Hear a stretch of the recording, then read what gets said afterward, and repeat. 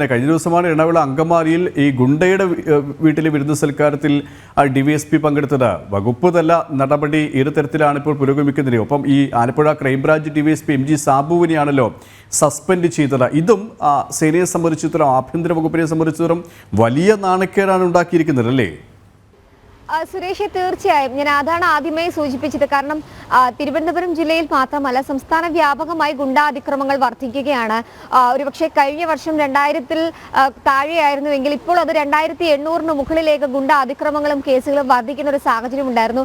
ഇത്തരം പ്രശ്നങ്ങൾ ഉണ്ടാകുമ്പോൾ മാത്രം ഇത്തരം നേതാക്കന്മാരുടെ വീട്ടിൽ പരിശോധന നടത്തുക, കാപ്പ് ചുമത്തിയ പ്രതികളെ പോലീസ് പിടിച്ചുകൊണ്ടുവരിക, അവർക്കെതിരെ നടപടി സ്വീകരിക്കുക, അത് പതിവ് നയമാണ്. സമാനമായുമാണ് ഈ അഖിൽ കൊലപാതകം നടന്നതിന് ശേഷം തലസ്ഥാന ജില്ലയിലടക്കം നടന്നിട്ടുള്ളത്. ഈ അനന്തു കൊലപാതകത്തിൽ ഉണ്ടായ പ്രതികളെ കൃത്യമായി ജാമ്യം നൽകിയപ്പോൾ അവരെ നിരീക്ഷിക്കാനോ അക്രമ സ്വഭാവങ്ങൾ കണക്കിലെടുത്ത് അവരെ വാച്ച് ചെയ്യാനോ പോലീസിന്റെ ഭാഗത്തു നിന്ന് നടപടി ഉണ്ടായില്ല എന്നുള്ളതാണ് മറ്റൊരു കൊലപാതകത്തിലേക്ക് കൂടി വഴിവെച്ചത് എന്നുള്ള വിമർശനം പോലീസ് സേനയ്ക്കെതിരെയുണ്ട്.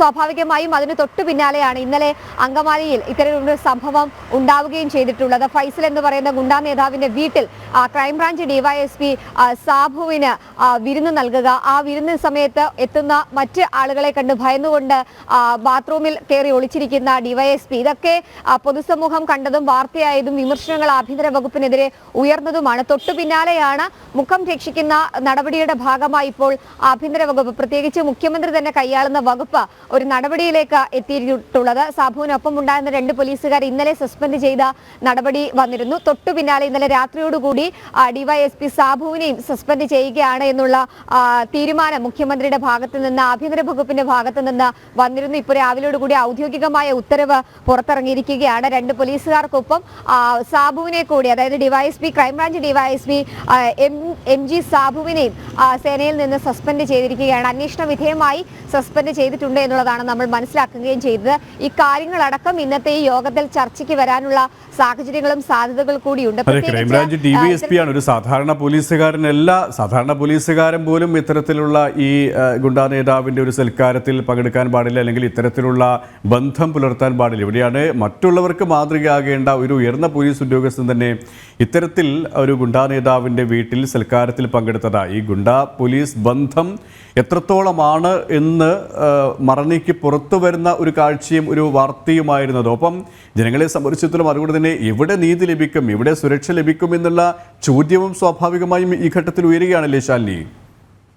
സുരേഷ്, അത് തന്നെയാണ്. നിയമം നടപ്പിലാക്കേണ്ട ആളുകൾ തന്നെ, നിയമപാലകർ തന്നെ നിയമം ലംഘിക്കുന്ന സാഹചര്യമാണ് നമ്മൾ സംസ്ഥാന വ്യാപകമായി കണ്ടുകൊണ്ടിരിക്കുന്നത്. പ്രത്യേകിച്ച് ഈ അങ്കമാലിയിൽ നടന്ന സംഭവമായിക്കോട്ടെ, മുൻപും ഗുണ്ടകൾക്കും ഒപ്പം തന്നെ പ്രതിസ്ഥാനത്ത് നിൽക്കുന്നവർക്കും സേനയ്ക്കുള്ളിലെ വിവരങ്ങൾ ചോർത്തി നൽകുന്നതടക്കമുള്ള കാര്യങ്ങൾ പുറത്തു വന്ന സാഹചര്യം കൂടിയുണ്ട്. കഴിഞ്ഞ ദിവസം നമ്മൾ കണ്ട പന്തീരങ്കാവിൽ ഉൾപ്പെടെ ഈ സ്ത്രീധനവുമായി ബന്ധപ്പെട്ട തർക്കവും അതിൽ തുടർന്ന് പ്രതി രക്ഷപ്പെടുമ്പോൾ ആ രക്ഷപ്പെടാനുള്ള മാർഗങ്ങൾ ഉണ്ടാക്കി കൊടുത്തതും പോലീസ് സേനയാണ് എന്നുള്ളതാണ് ശ്രദ്ധേയമായിട്ടുള്ള കാര്യം. ഇതിലടക്കമുള്ള വിമർശനങ്ങൾ സേനയ്ക്കെതിരെ ഉയരുകയും ചെയ്തിട്ടുണ്ട്. സുരേഷ് സൂചിപ്പിച്ചതുപോലെ തന്നെയാണ്, ഒരു സാധാരണ പോലീസുകാർ പോലും ഇത്തരത്തിലുള്ള ഗുണ്ടകളുമായുള്ള അടുത്ത ബന്ധം സൂക്ഷിക്കാനോ അല്ലെങ്കിൽ അവരുമായുള്ള ഇടപഴകലോ ഒഴിവാക്കണമെന്നുള്ള ചട്ടവും നിയമവും ഒക്കെ നിൽക്കുമ്പോൾ തന്നെയാണ് ഒരു പ്രധാനപ്പെട്ട സ്ഥലത്തെ ഗുണ്ടയുടെ വീട്ടിലേക്ക് തന്നെ എത്തി വിരുന്ന് സൽക്കാരത്തിൽ പങ്കെടുക്കുന്നത്. അതും 1 മാസത്തിനകം സർവീസിൽ നിന്ന് വിരമിക്കാനിരിക്കുന്ന വ്യക്തി തന്നെ ഇത്തരത്തിലൊരു വിരുന്നിൽ പങ്കെടുക്കുക, അത് പുറത്തു വരിക എന്നുള്ളത് അതിരൂക്ഷമായ വിമർശനം സേനയ്ക്ക് നേരെ ഉയരുന്നുണ്ട്. ഈ സാഹചര്യത്തിൽ കൂടിയാണ് ഇന്നത്തെ യോഗം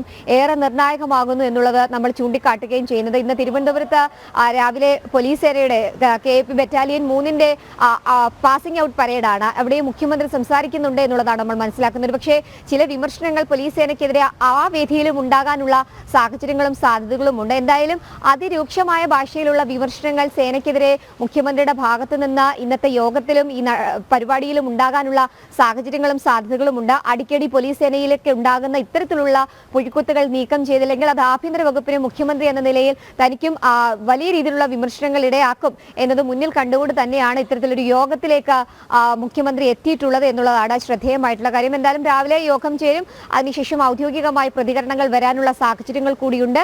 എന്തായാലും IG സാബു അടക്കമുള്ള 3 പോലീസുകാരെയും സസ്പെൻഡ് ചെയ്തുകൊണ്ടുള്ള ഔദ്യോഗിക ഉത്തരവ് കൂടി വന്ന സാഹചര്യത്തിൽ കൂടിയാണ് ഇന്നത്തെ ഈ നിർണായക യോഗം തലസ്ഥാനത്ത് ചേരുന്നത്. സുരേഷ്.